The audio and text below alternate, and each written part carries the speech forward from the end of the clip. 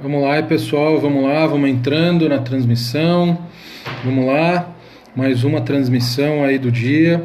Já fizemos umas, né? Tive que fazer algumas porque o sinal estava ruim, sobre direito tributário, sobre TCMD normal e TCMD internacional, para qual estado que eu pago o TCMD. Quem assistiu aí minhas primeiras transmissões aí há alguns minutos atrás.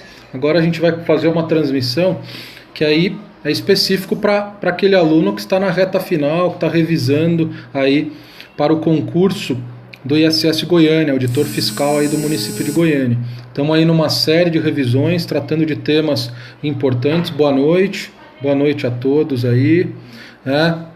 Quem não me conhece, deixa eu me apresentar. Eu sempre me esqueço de me apresentar, né? Meu nome é Rafael Vilch, sou professor de Direito Tributário, Legislação Tributária Municipal, sou auditor fiscal do município de São Paulo, né, do ISS São Paulo, desde 2012, fui analista da Receita, de 2010 a 2012, fui assistente técnico administrativo também da Receita Federal, de 2009 a 2010, então aí tem uma carreira aí no mundo dos concursos aí relativamente extensa.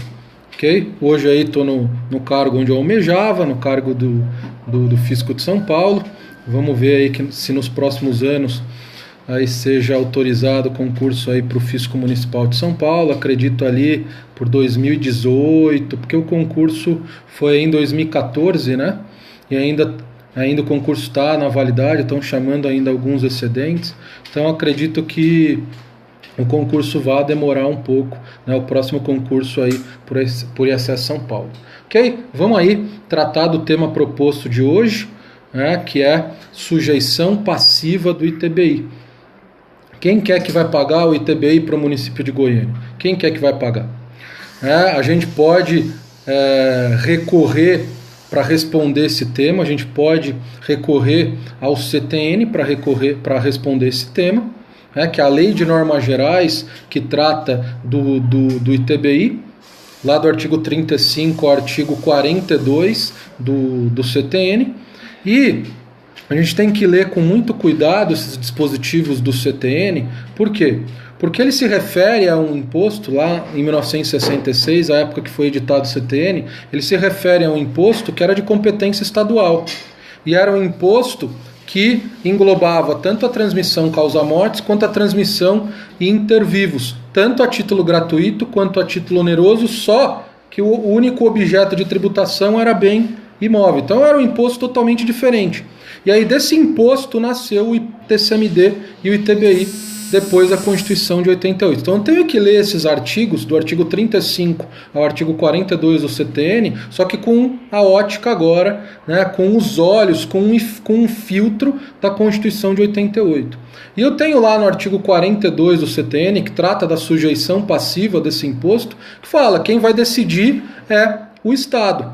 Agora a gente tem que ler com a ótica da Constituição, falar quem vai decidir é o Estado, no caso do ITCMD, e o município, no caso do ITBI.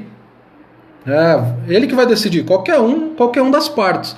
Então, quando eu tenho uma transmissão inter-vivos de um bem imóvel a título oneroso, eu posso ter como sujeito passivo tanto o comprador quanto o vendedor. Quem vai decidir isso é o município. Normalmente, as legislações municipais, elas escolhem como sujeito passivo do ITBI o adquirente, o comprador do imóvel.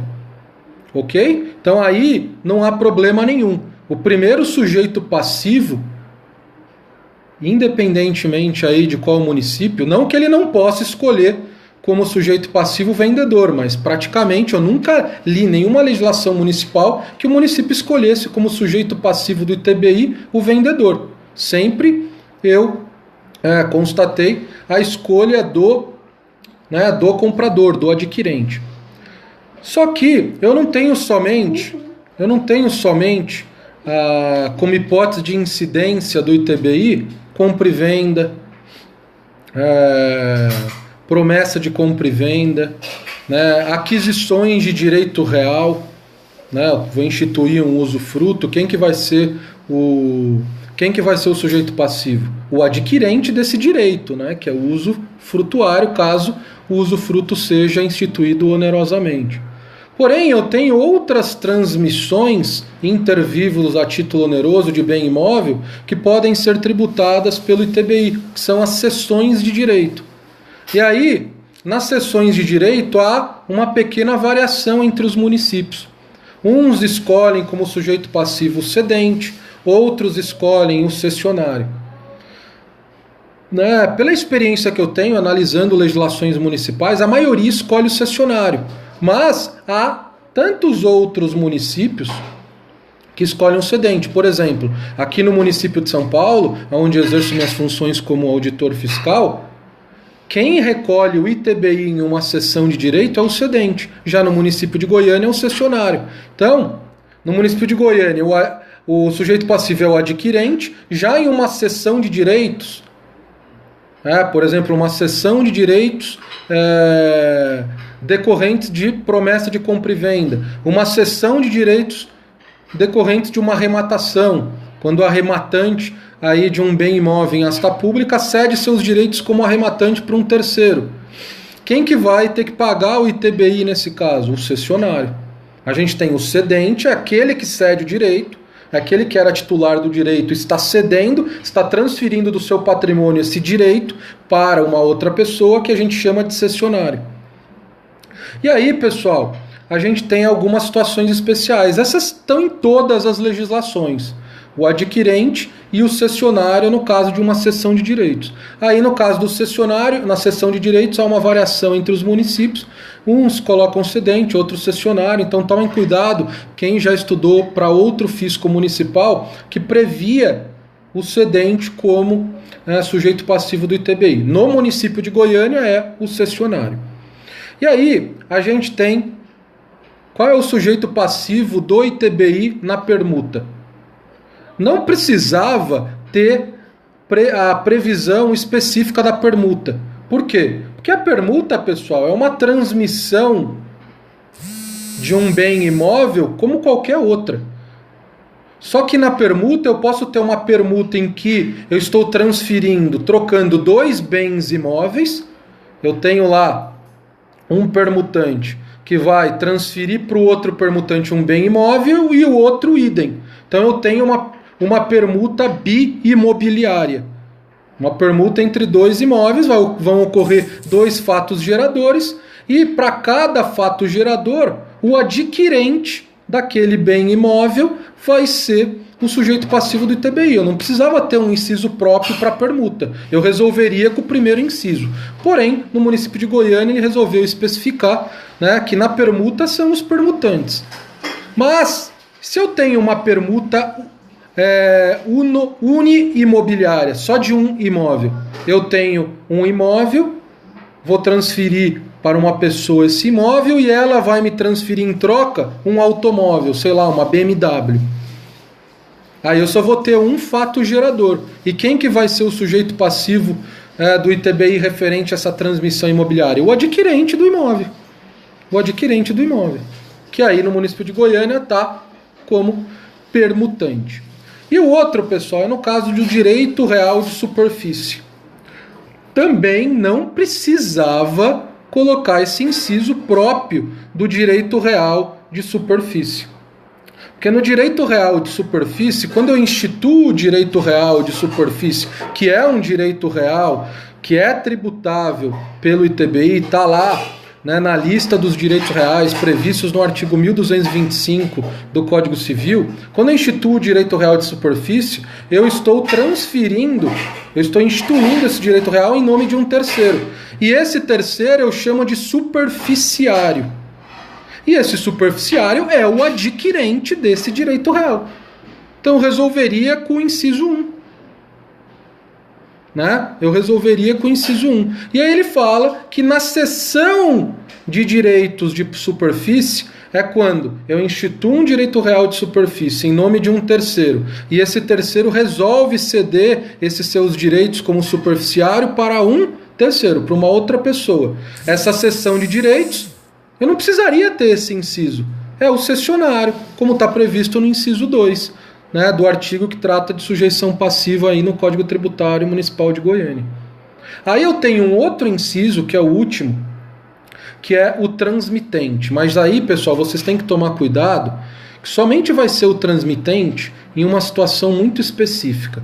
É quando eu tenho um dos sócios, por exemplo, que está instituindo uma pessoa jurídica, né, vai instituir com outro sócio uma pessoa jurídica, e para ele integralizar a sua parte no capital social, ele está transferindo um direito que ele tem à aquisição de um imóvel. Perceba que ele não está transferindo um bem imóvel do seu patrimônio. Ele está transferindo um direito à aquisição de um imóvel. Ele não é proprietário desse imóvel, mas ele é promitente comprador em um contrato que ele firmou com uma outra pessoa, né? Contrato de promessa de compra e venda que ele firmou com outra pessoa. Ele está pagando as parcelas com a finalidade de adquirir esse imóvel no futuro. Então, quando ele é promitente comprador em uma promessa de compra e venda, ele não é titular ainda do direito real de propriedade. Ele é titular de um direito à aquisição. Então, se ele resolve transferir esse direito à aquisição que ele tem em face desse imóvel para uma pessoa jurídica, e ao final de anos, de 36 meses, é verificado que essa pessoa jurídica exerce com preponderância aquelas atividades do ramo imobiliário, e com isso eu vou ter que cobrar o ITBI nessa transmissão imobiliária que foi feita em realização de capital. Beleza, vou ter que cobrar o ITBI, mas de quem? Vou ter que cobrar da pessoa jurídica, que é a adquirente, ou vou ter que cobrar do transmitente? Né? Quem transferiu esse direito à aquisição. Vou ter que cobrar do transmitente. Aí eu saio da regra do inciso 1, que seria o adquirente.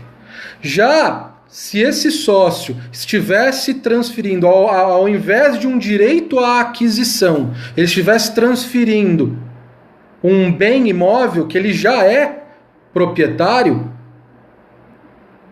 e depois de 36 meses constata-se que essa pessoa jurídica adquirente exerce com preponderância a atividade do ramo imobiliário e tivesse que constituir o crédito de ITBI referente a essa transmissão, aqui o sócio não está transferindo um direito à aquisição, ele está transferindo um bem imóvel, ele está transferindo o seu direito real de propriedade, porque ele já é proprietário desse imóvel. Aí, nesse caso, cai na regra geral, que é o adquirente.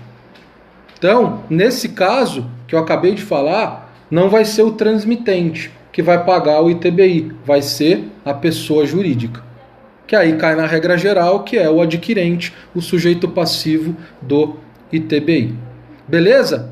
Pessoal, só para terminar, os casos de responsabilidade solidária, né, num caso em que o adquirente, o cessionário não paguem o ITBI, o alienante, o cedente, eles são responsáveis solidários aí no pagamento do ITBI. E além do cedente e do alienante, a gente tem a incorporadora, naquele caso em que o ITBI é pago na promessa de compra e venda de bem imóvel para entrega futura. Se não for pago pelo adquirente desse imóvel para entrega futura, o adquirente não paga o ITBI, a incorporadora fica responsável solidária aí no pagamento desse ITBI.